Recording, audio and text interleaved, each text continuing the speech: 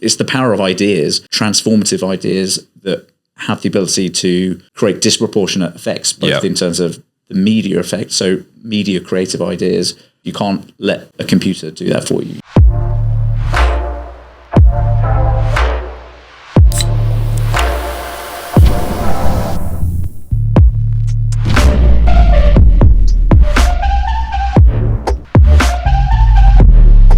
Luxury brands logos, I don't know if you've seen, but a lot of them are now just like very basic text. They all look very similar, and that, isn't great, to be honest with you, because then how do you get any certain or particular affinity with a brand? How does that stand out from other brands? Because brands are emotional things, really, at the end of the day. Like, there's not too much difference between certain types of t-shirts in the luxury brand example. It's like, how does that particular brand make you feel emotionally? What do you tie that to? And how does that then dictate your marketing strategy?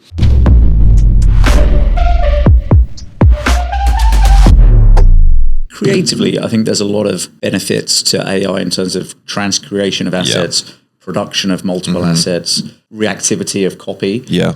But I think without decent creative thinking, you're going to have a homogenized output that feels very generic. Even the semiotics of headline, image, you can optimize to the nth degree in terms of how it works. But if the actual headline and the image aren't arresting or playing into a consumer insight, then the output is just going to be bland, dull, and it's not going to drive any business metrics. So I think what's really important is not to forget nuance and context. And I don't think an algorithm can do that quite like a human can. You need the coming together of great minds, uninhibited by any biases, which again, they're kind of built into algorithms, which is quite scary, actually, how the self-learning nature of algorithms can bias to certain unhelpful tropes. So that's worrying. Yeah, because it's fundamentally, it's learning from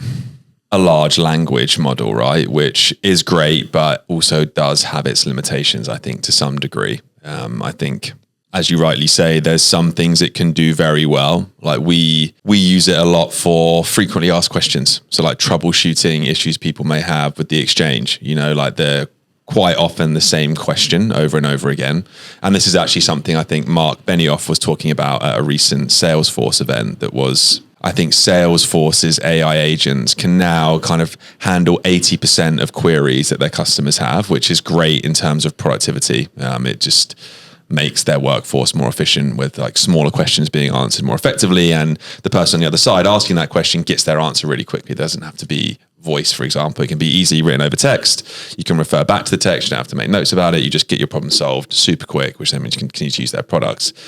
But it's efficient, but what's the future going to look like with everything's automated if there's no humans to do the job? That's a bit of a fear, but because you still need to value human intelligence and output, and the worry is that loads of jobs in certainly service industries are going to be swallowed up. But I'm totally fearful of it. I think there are opportunities to sort of strip out the mundane and hopefully elevate stuff. But there's a great quote, which I'm going to butcher, about I want AI to do my mundane tasks so I can spend more time on my creativity. Yeah. And I don't want AI to do my creativity so I've got more time to do my mundane tasks.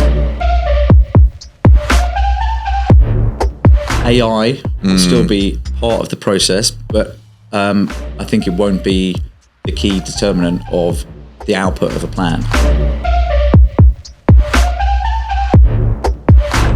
If you enjoyed that conversation, click the card on screen to hear James from Coca-Cola and I talk about their biddable media strategy and how a brand like Coca-Cola finds their audiences around the world.